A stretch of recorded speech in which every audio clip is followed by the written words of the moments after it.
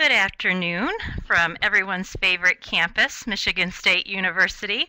My name is Lisa Parker, and I am the Director of Alumni, Professional and Personal Enrichment for the MSU Alumni Association. Thank you for joining us today for our Professional Series webcast. For those of you who have not joined us in the past, we offer webcasts twice a month to Spartan Nation on the second and fourth Thursday. And we try to change that content up so it can be of interest to our broad Spartan audience. Joining us today is a dynamic presenter and wonderful advocate for Michigan State University. Monique Field is the Associate Vice President for Strategic Initiatives with our Governmental Affairs Unit.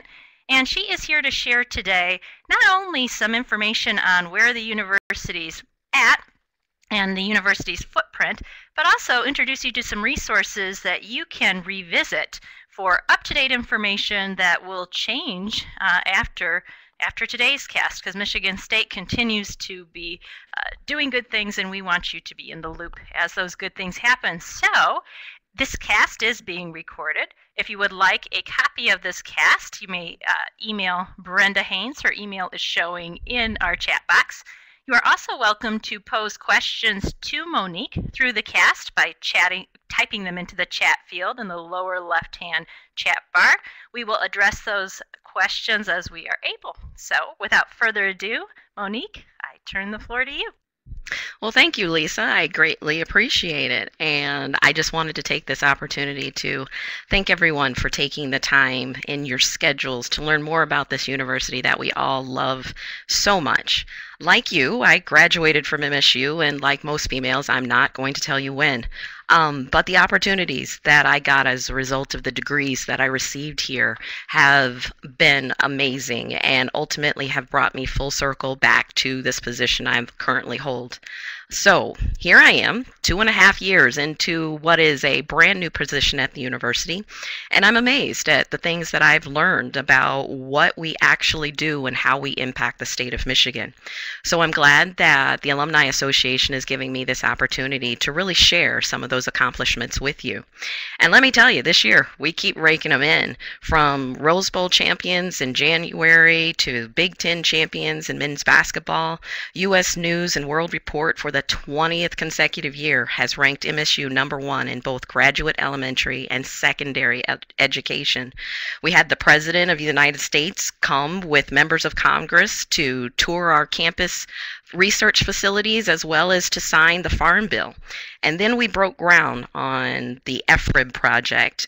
It's a project that is ultimately going to yield over $1 billion in the next 10 years after we get it up and going. And there's the launch of a new website called the Spartan Advocate. And that site is ultimately designed to engage our alumni, our partners, and our students to let them know about our legislative challenges as well as our policy initiatives and goals, and to give them the platform to ultimately voice their personal stories as well as share their concerns about higher education funding. And let me just say, for the first time in a decade, we're excited because after years and years of cuts from the state of Michigan, we are actually expected to receive for next year's budget at least $80 million into higher education. Now, that money is not all going to come to MSU's coffers, but that will be divided among all 15 public universities. So these are really exciting times. And as a result of that, we want to get our alumni inspired. We want to encourage them. We want to get them up and moving. But ultimately, we need help improving the value and the quality of our programs and our policies to state legislators. So for this reason, here I sit before you to provide you with the information to give you a better understanding of MSU's story, who we are, where we've been, what we did to maintain affordability and accessibility due to years of cuts, and where we're ultimately going. Let me, as I get used to using all of this, let me go to the next slide. And one of the things that I hear on a consistent level when I go out and I talk to alumni clubs or I talk to legislators is, I had no idea that MSU had a governmental affairs office. And after they think about it for a moment, then all of a sudden the next response is, well, why on earth does MSU have a governmental affairs office? So I wanted to start this webinar and kind of give you some background on what our role is for the university. We primarily advocate on behalf of the university to build and promote positive relationships with both the federal, state, and local policymakers. We have to ensure that we're getting the funding and policy initiatives that we need to reflect the university's goals. So Mark Burnham, who is our vice president, actually manages the office and works very closely with President Simon to make sure that our legislative agendas are realized on both Capitol Hill and the state capitol. One of the main responsibilities of our federal lobbyists, Sarah Walter and Mary Malaspinas, is to make sure that MSU maintains its position as a top 100 research university, as well as to advocate for those federal dollars that will ensure that we're able to do world-class research. And like I had mentioned before, FRIB is one of those projects. It's a $730 million project, and ultimately it will create over 5,000 construction jobs for the state and create over 400 new positions for faculty and staff. So we're really, really excited to get that up and going. Now, our state lobbyist who does the day-to-day lobbying at the state capitol is David Bertram, and he works with legislators to basically educate them on the policies and programs at the university and provide them with the details that are necessary to make sure that we are positively positioned as it relates to funding and initiatives that the state government puts in place. And I tell you, God bless him, he has a task before him, because with term limits, you get a lot of legislators who don't necessarily understand not only the value of an education, but they also don't recognize that as a research institution, there are a lot of things that we contribute to the state's economy. We work closely with the communities, so Southeast Michigan and Grand Rapids, as well as the Mid-Michigan areas. So we have Jenny Haas, who is basically responsible for working with the East Lansing Mayor's Office and the Lansing Mayor's Office and City Council, and then we've got Chuck Rivers, who works in our Detroit office and handles the political relationships in Southeast Michigan. So that ultimately leaves me. And as I mentioned before, advocacy is in a brand new role for the university. And one of the reasons we started it was because of a reoccurring need to highlight what MSU really does mean to the state's economy, and also to generate third-party voices that not only understand the value of an MSU degree and our programs and our outreach, but to generate third-party voices who are passionate enough about what they've received from the university that they're willing to share those stories with their communities as well as state legislators. So I've created 2 tools in order to help me actually do that. And one of those tools is the Spartan, my Spartan Impact website. The other is the Spartan Advocate. So let me get a little bit into why we need to tell our story and how my Spartan Impact helps us do that. So as I indicated before, I've been in this position for about 2 years. And when I was interviewing for it, one of the things that I realized is that I had no idea that MSU did half of the things that I actually was learning about. So I did not realize at the time that we have a student entrepreneur program called the Hatch, which basically trains our undergraduate students to get an idea of what it takes to actually start your own business. What are the pros? What are the cons? What are things that you may actually face as you're going through regulatory issues and items like that. I also didn't know that our College of Osteopathic Medicine has a program called Future Docs, where they go into inner city high schools and ultimately encourage them to get into the field of medicine, partnering them with med school students and teaching them about different medical issues.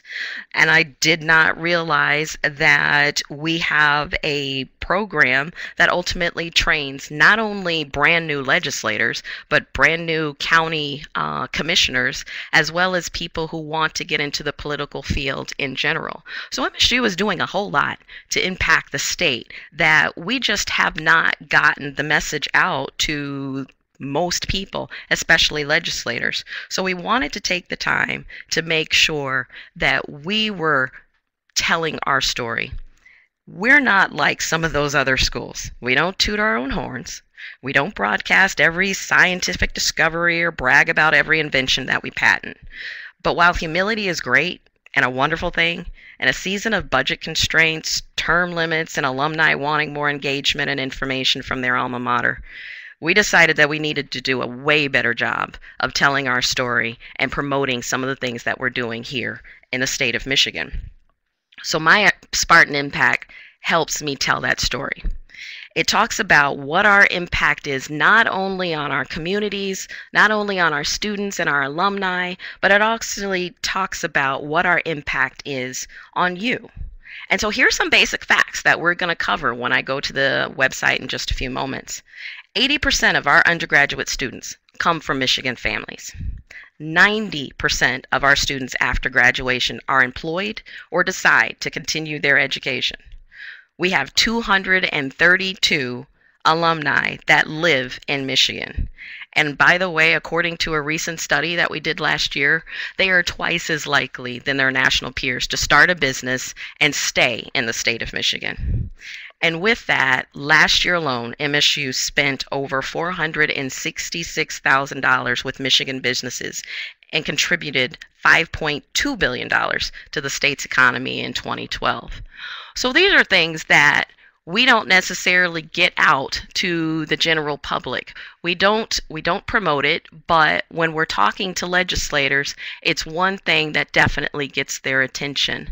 As they're making those budget decisions, when you start talking about the amount of money that you're ultimately sharing and spending in the state of Michigan, then being able to come to them and say that we have a $5.2 billion total economic impact is something that definitely gets their attention. Now, hopefully, you can see the My Spartan Impact website if I've done this correctly. And on the site, we have created a venue so that you can ultimately look at the different regions of the state. So right now, I am in Region 2, which is part of the UP. And what we have is enrolled number of Michigan students, alumni that actually reside in that area. We've got the spending with local businesses and the total economic impact. And what we've been able to do is, if you are clicking on that, is we're actually able to highlight the statistics in that particular area. And this is really important when you're dealing with legislators, because they always turn around and say, well, okay, what are you doing in my district? What does this mean for my constituents? And as a land-grant institution, we are the only university that has an impact in all 83 counties. So we need to use that to our advantage when we're telling our story and basically say, every Michigan citizen can basically have a story because we impact them in some way. So whether it's because there's a student coming from their community, whether it's because there's an alumni that is in that community, or whether we have some type of partnership there, we are in all 83 counties and we need to highlight that. So as I go through Region 2, you will see it says enrolled Michigan students. There are 188. We've got veterinary medicine students and medical students. The one thing that we wanted to make sure we were able to highlight was all of the alumni that are in a particular region and the colleges that they've graduated from. So let's say you have someone who wants to connect with another alum from their same college. You can actually go to the site and basically say, okay, we've got about 184 of those. So if we're looking to grow the numbers of our alumni clubs, you can come to that site and ultimately see where those individuals are located and what colleges they graduated from. The other thing that's been really helpful with us, especially in regards to our extension program, is the amount that we're spending with local businesses.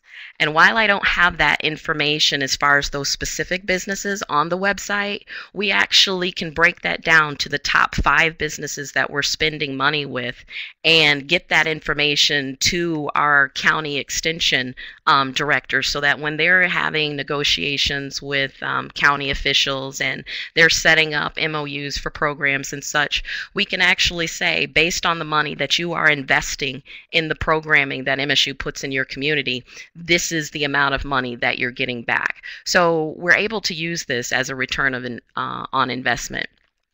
You can also see that we've got the financial aid that's dispersed in a particular area, the amount of property that we have. And we do this for all of the different regions of the state. But one thing I do want to highlight, and there's not as much on the UP portion, is our partnerships and programs. And that really is our way of starting to tell the story of what MSU is doing in a particular area. So like you can click on one of these and basically say, these are some of the newspaper articles that went out in a particular area that are talking about what MSU is doing. You can go to another particular one and see some of the work that we're actually doing with federal funds in a particular area of the state. This happens to be what we're doing in Escanaba and how we're partnering with different organizations in that area. So the site also gives you information on the alumni clubs, who the contact information are, and it gives you some related websites at the bottom. But before I leave the site, one thing I do want to point out, and that is our state economic impact as well as our statewide data.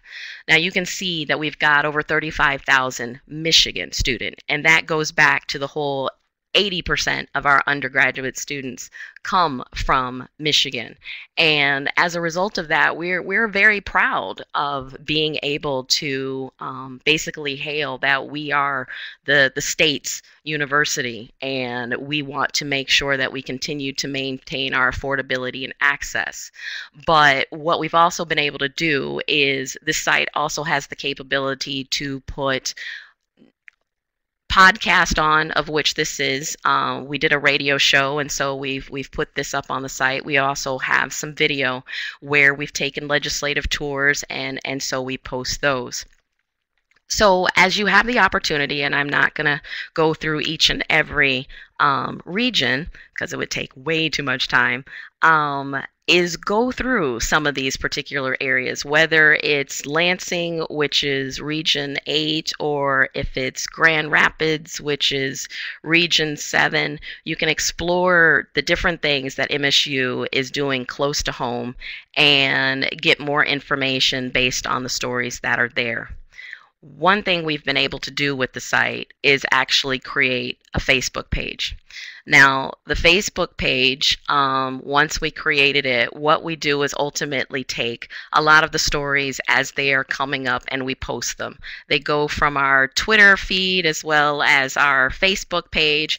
And what we would ultimately like to use this for, and this is where you could be so helpful, is it's not just about us talking about what we do as a university. It's more about what you're doing out in the communities and being able to share that with other alumni or share it with us. We really, really do want to hear about the impact that our alumni are making so that it's a two-way conversation. And as we continue to move forward, then ultimately we'll be able to tell our story and prove our worth to those that are making budget decisions for us.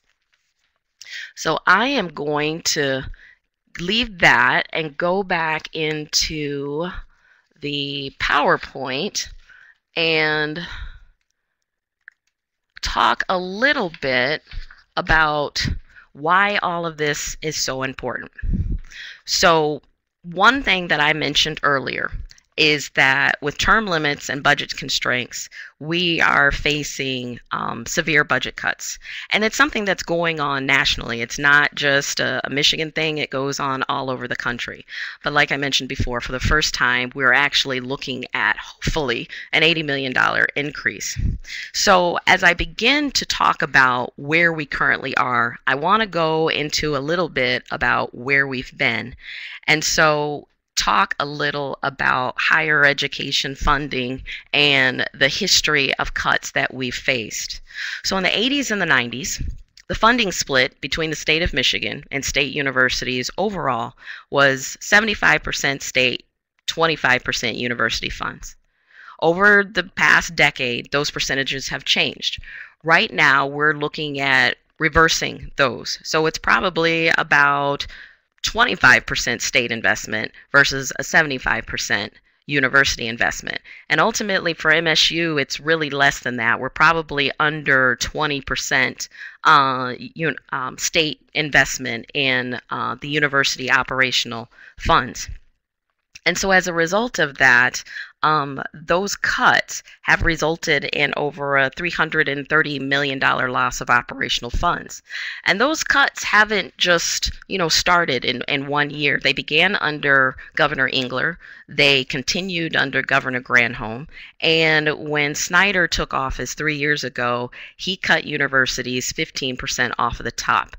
And that was a significant hit to all of the universities. And if you wonder, what does $330 million look like as far as an operational resource, and what would the university use that for? Well, think about the fact that the amount of money that we were putting into financial aid.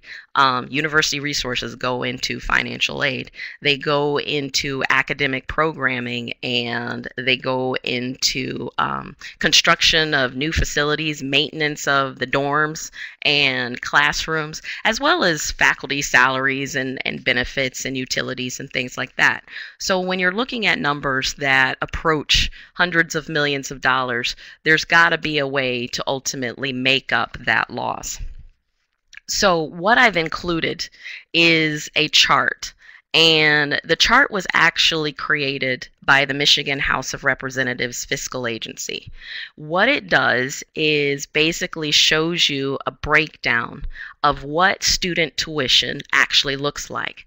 So the numbers at the bottom, the 11,643 and then the 11,860, those are state averages for college tuition among the 15 public universities in the state of Michigan. So in 2001, 2002, of that 11,600, you had the state contributing a little over $6,600 per student. So that meant the student tuition would have been $4,900.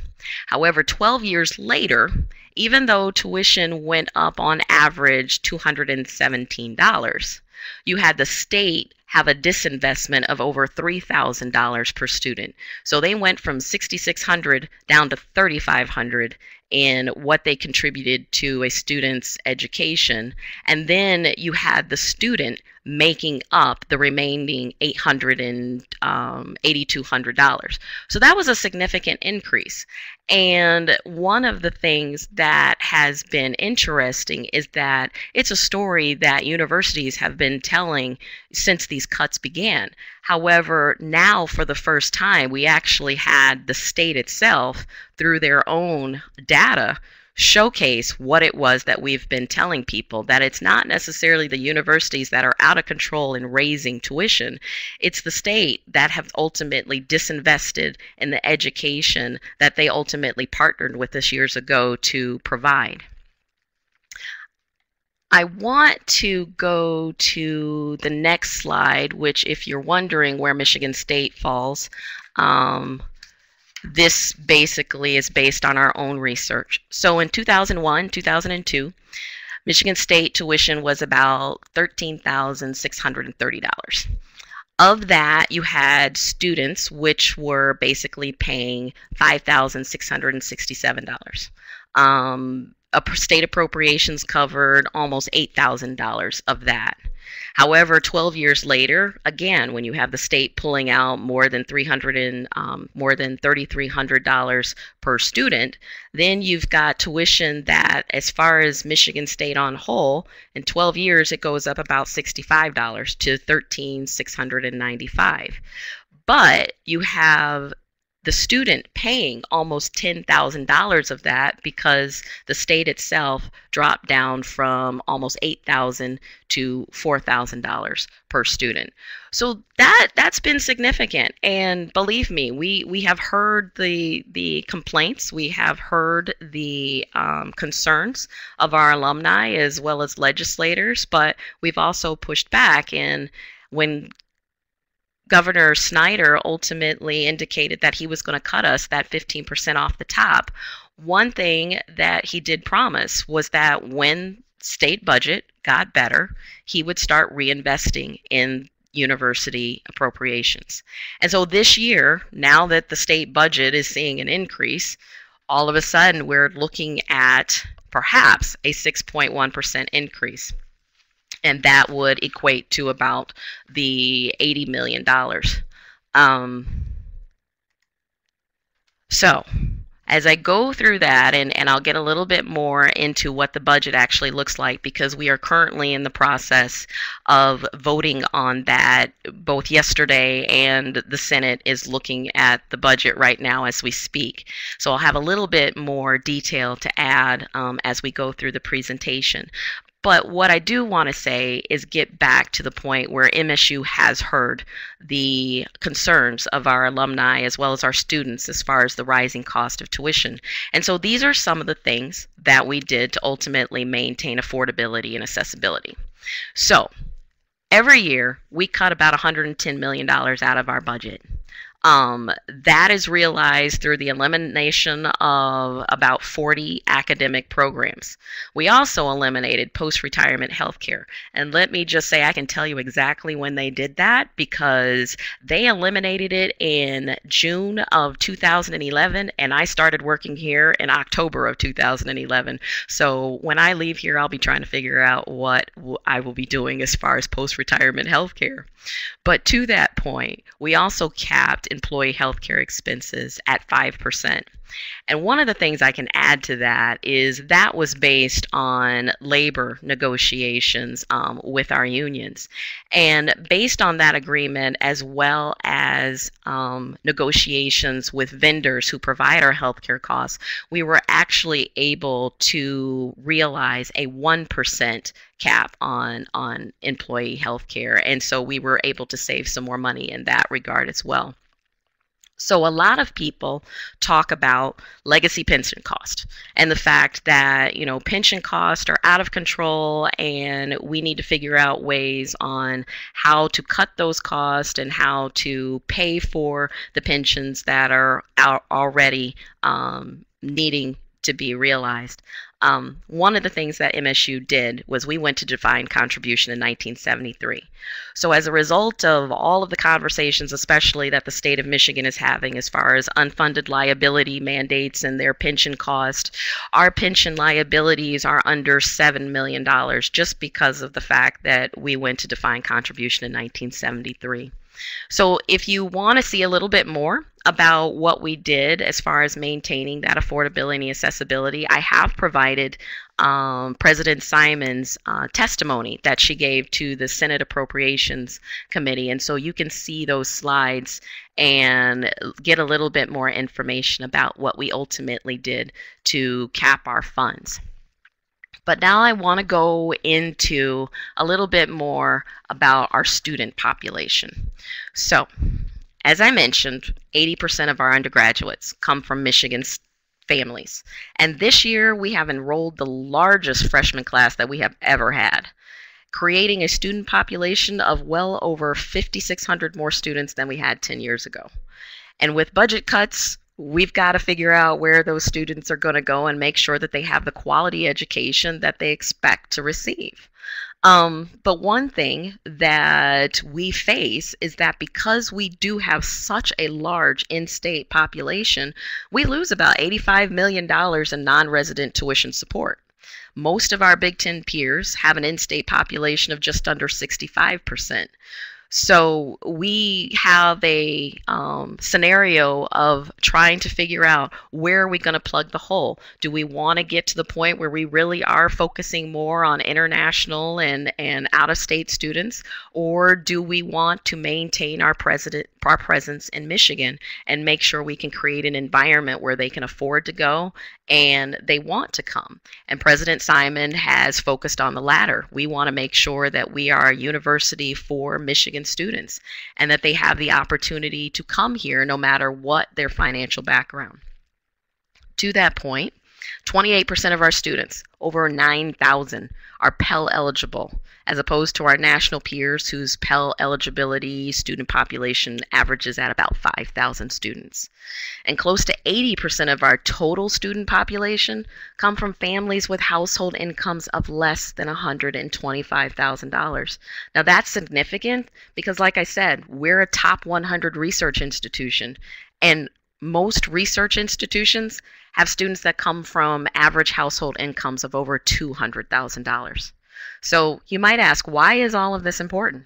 Well, because over the past 5 years, MSU has increased our dollars to financial aid by 59%. And in 2001, 2002, we contributed 14% of a student's financial aid package. But 12 years later, when we were looking at all of those cuts and the disinvestment that the state was making into student education, we increased that number from 34 million to over 146 million. So like I said, President Simon has been very strong on making sure that we are able to be accessible and affordable for any student who wants to attend the university. So I want to give you a little bit of background on what student debt looks like. So while it's true that students are still graduating with debt, I think that's always going to be the case. There's always going to be a student debt. Only 46% of our students graduate with that debt, as opposed to the state average of 62% and the national average of 71%. When you look at the numbers, you can see that MSU's debt is about a little over $24,000, almost $25,000. That's about a year's worth of tuition. The state of Michigan average is $28,000, and the national average is almost $30,000. I have posted on the side for you to also review is where MSU lines up with some of the other universities within the state of Michigan. So if you compare our average student debt with U of M, we are about $3,000 less than a U of M student when they leave the university. But we've got the best education system, hands down. So I can definitely say that as we continue to move forward, we're making progress. So where are we going with all of this information, and why is it so important to put it out there? As I said before, we are in a time of term limits where you've got legislators who do not understand the value of an education. Most of them, well, maybe not most of them, but a lot of them are coming from backgrounds that do not include a higher education degree. So we spend a lot of time basically trying to explain to them what higher education really means and why it is so important, that we're not a university that has gotten out of control in our spending, that we've made cuts and efficiencies, that we're not a university of overpaid faculty and staff. Our faculty and staff probably are at the lower end of the Big Ten average for salaries, but we are a university that believes in investing in our students and investing in the state in which we're housed. So as we get this message out, I want to talk a little bit about the budget that's currently being voted on over in the state House and Senate. So as I indicated, Governor Snyder came out with his recommendation earlier this year and basically recommended an $80.3 million increase, which is 6.1%. So to that, This money gets divided between all 15 public universities. And it gets divided based on a funding formula that includes tuitions, it includes institutional support for tuition, it includes the number of STEM degrees that we have, the number of graduates, the number of Pell eligible students that we have. And it takes each university through a series of performance factors, and ultimately based on how your numbers lie in those particular categories, that determines how much money you're actually going to get as a result of the $80.3 million. Now, there's a proposed tuition cap of 3.2, which basically means that the university cannot increase its tuition 3.2% over what it was last year.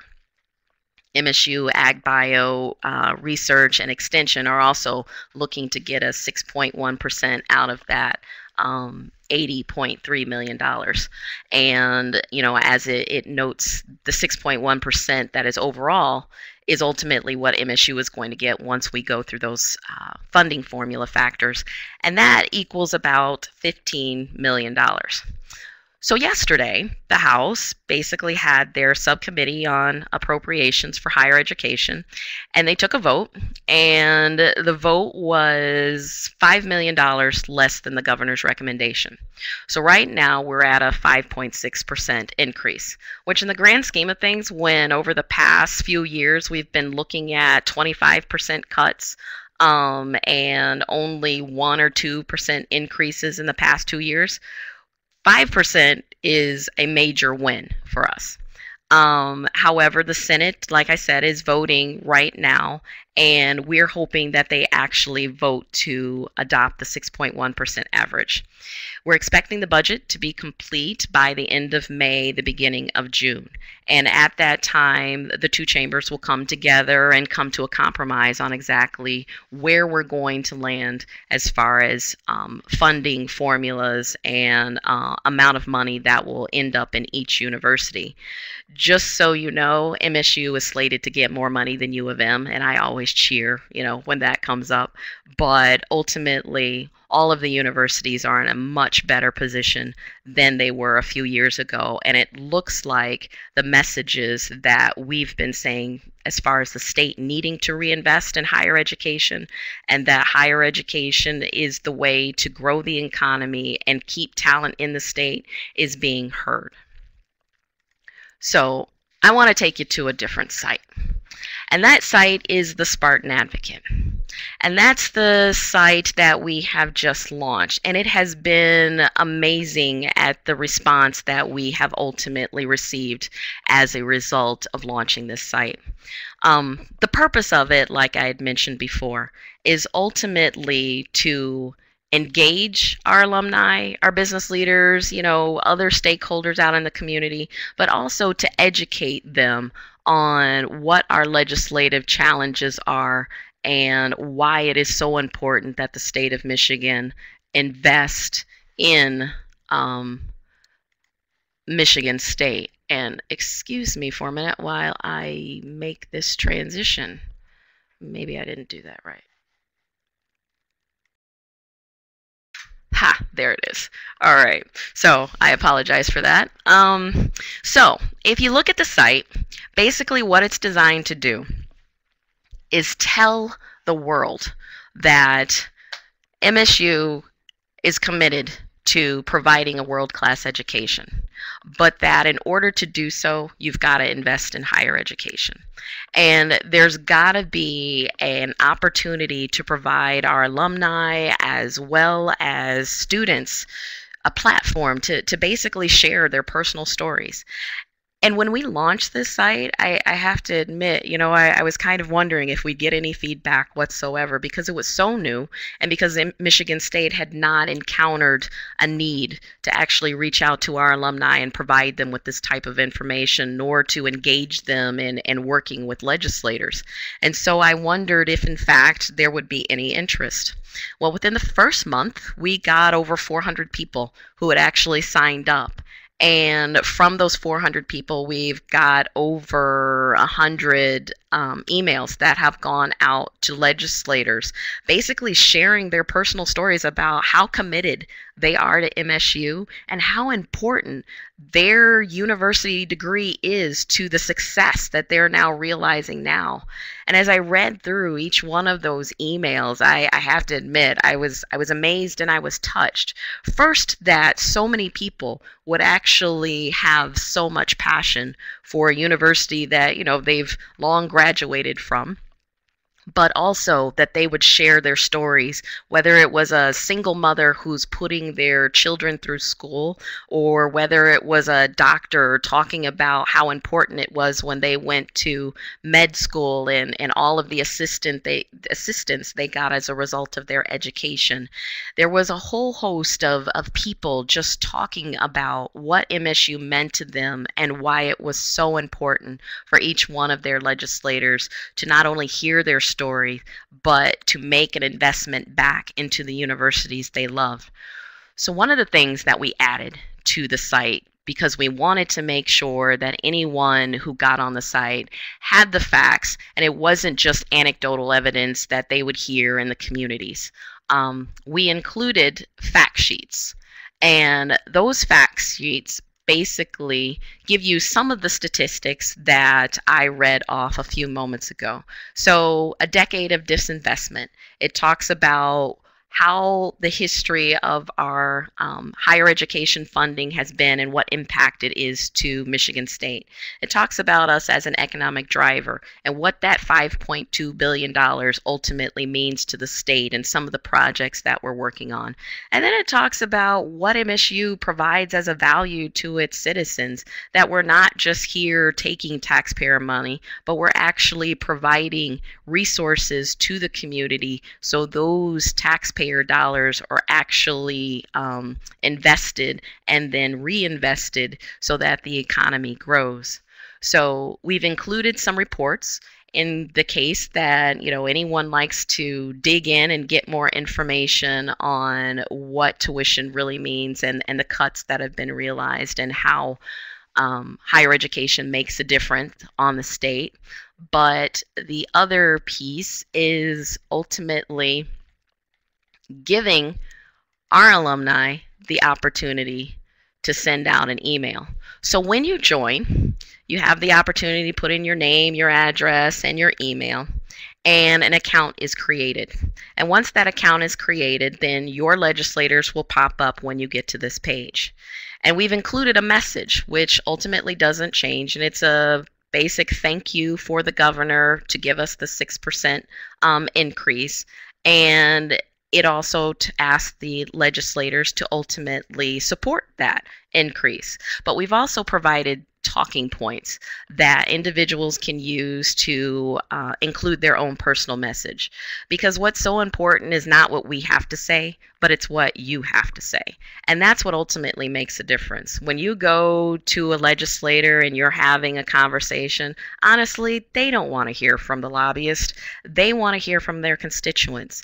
And when I said there are 232,000 alumni in the state of Michigan, that is a lot of constituents to hear from. And we want to provide the platform to give them the opportunity to ultimately have their concerns heard. And they are being heard, because when I go downtown and I talk to the legislators and, I said, so, have you heard anything from the Michigan State alumni? The one thing they're saying is, yeah, I've got a desk full of letters, from your advocates. But the one thing I did want to communicate is, for those of you who may have joined and have sent emails, the legislators have said thank you, and that they appreciate the fact that, our alumni are taking a time to weigh in and ultimately share their stories. And I thank you, because these have been really heartfelt messages that have gone out. So the last piece ultimately is, if you haven't joined, by all means, sign up. It's an opportunity for us to make a difference in the state. It's an opportunity for us to influence decision makers at a time where it is so vitally important that our message gets out. And with that, I think I am drawing to an end of the time for the presentation. So I will say, are there any questions? And I want to remind those who are watching, you're welcome to log questions in our chat area. And while we wait to see if any have questions, I have a few. Monique, you mentioned that we have the good fortune of experiencing an increase in state funding. But I know the challenge is knowing how long that's going to be in place, right? So I know businesses have the same challenge of how long can we count on that increase being part of our funding source? Do you expect an increase to remain over a period of time, or is this something we also need to be helping you push for? Well, the important part, and like I said, the reason for the advocate site is absolutely we need to continue to push for it. Because like I mentioned, we have been experiencing 10 years of cuts, and they have been quite significant. The way the budget works is we get appropriations every year. When Snyder came in, he actually changed the annual budget into a 2-year budget. So we are hopefully looking at an increase for next year's budget as well. But there's no guarantee because this is an election year. And with it being an election year, just because you have members who may support the university this year, they will not necessarily be there next year. And so again, you're starting the process all over again to ultimately re-educate a new group of legislators on the importance of higher education, on the importance of what MSU means to the state economy, and the importance of investing in our students. So we've always got to get that message out there, which is why, again, the My Spartan Impact is so important to help us tell that story, but also the Spartan Advocate is so important to continue to promote what higher education funding means to not only the alumni, but also to our students. And you referenced the alumni that were used, the information on alumni that we have that are used to put together My Spartan Impact. For those, though, who we have a lot of Spartans who aren't on our radar. We don't know where they've ended up. We don't know that they've started businesses.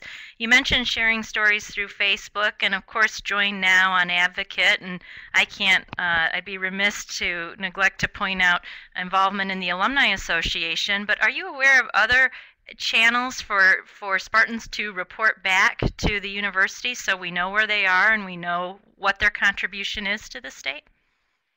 I mean, I absolutely working with the Alumni Association, but in talking with some of the different colleges, I know each of the colleges has their, Alumni Association unit in place, and there's a lot of feedback there as well.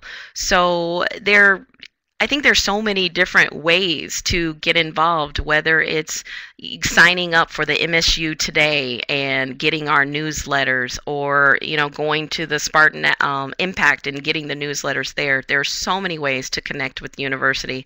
Most people connect through sports, and so everybody knows what the football or the basketball team is doing, but get a little bit more engaged and find out those different opportunities to ultimately let people know it's like what you're doing, because we want to highlight you. It is so important to highlight what you're doing and let the legislators definitely see that Spartans definitely will. And Ashley's raised a great question. I mean, we're talking about this largely from the alumni point of view, but are you noticing students getting involved in advocacy for the university? And if so, in what ways? So I just read Ashley's question, and we have actually just recently engaged the students. We have not engaged them prior to, just because we wanted to make sure we knew exactly what the message was ultimately going to be and how it was communicated. We've got a few governmental student organizations on campus, whether it's the Student Senate or ASMSU or the College Dems and the College Republicans. And the university and those college organizations are not always on the same page. but we've started working with them to figure out those areas where we are on the same page and how we can ultimately work the message. So actually last week, in working with all of those groups, we had an event at the International Center and ultimately had one of our outside partners come in with their student interns and ultimately had a bunch of letters and email opportunities for students to sign up and send letters to their legislators. We had a pretty good turnout as far as those students were concerned. So we're going to continue those relationships and continue to work with them. As far as how the legislators respond, I've not yet gotten feedback on how those legislators have responded to the students. But the one thing I can say is that their offices are full of our students. So one way or another, they will hear from them. And, I like the fact that our students are positioned in such wonderful places and have those opportunities because they can, when armed with, the information, they can be, amazing advocates for us. Yeah, and it really is hard to know it all. I mean, even just watching your presentation, I assumed because of my role on campus that I already knew most of what you were going to share, and me being right here on campus, that's not true. So I imagine it's even more difficult for students who are studying full time or parents who are away from campus and alum who have they're living different lives outside of East Lansing. I mean, the common complaint that I hear is everyone's aware of our growing international student population or the presence of our international students, and so there's the Right. assumption that we've lost that 80% of Michigan enrollment, and so it's encouraging to see that that's not the case, and now you can understand why costs, have gone up in terms of the education with state appropriations having been cut so drastically. You had mentioned that in this next funding increase, MSU is set to receive more than Michigan. Do you know Mhm. why? Is there anything that drove that? When you actually take us through all of the different funding parameters, while U of M actually came out higher with the research component of the funding formula, we actually have more Pell eligible students. And so when you start factoring in different pieces, it's just basically weighted on how you ultimately are going to get funded. It wasn't a significant increase. It's more like, 6.1% increase versus a 6% increase. But at the same point in time, if, there's any way we can say we one-upped U of M, I just like to promote that. But it really is based on, the funding formula itself and how you ultimately work your statistics through those factors. Do you think we've gotten any bonus points from the legislature in terms of our handling of our financial adjustments? I mean, President Simon and our board were way ahead, I think, of the curve. Things could have been much more painful for the university had we not been taking some of the steps that you referenced earlier in your presentation with our pensions, with our retirement accounts, with our health care accounts. Does that play well to our You legislators? know, brownie points with the legislature. Um, you know, it's a message that we have to continue to repeat. I guess that's probably the best way to put it. While you will have some that will appreciate it, in a time of term limits, you will always have those who think you can cut more. So it's a situation we've been making these cuts, since Snyder has been in office, and over again, over the past 3 years, we've continued to hear people in state government mention the fact that universities need to tighten their belts, they need to make cuts, they need to make efficiencies, and so we've tried to continue to tell them, but we have done this. And the tuition is not going up because we have not made our cuts. The tuition has gone up because the state has disinvested in the students' education. And so, like I said, for the first time in over a decade, we're looking at what could be a significant increase. So we need the advocates to ultimately continue to put the pressure on the legislators to make sure that that continues to be the case, and we don't go backwards, but we continue to move forward and getting the funding necessary to provide the educational environment that will create the talent. Yeah, and I think it's interesting for some parents who have sticker shock with the cost of the credit hour for their current Spartans compared to perhaps what they paid on campus. I don't think I was even aware when I was on campus in the early 90s where things were at in terms of state appropriations and how that was impacting my cost to be a student at MSU. So I can imagine that it's been a shock. I did point out in our chat area, and I want to reference it here, for those who are curious how our housing and residential services adjusted to these cuts. I mean, our housing area has been getting a lot of publicity because of the big makeover that it's gone through.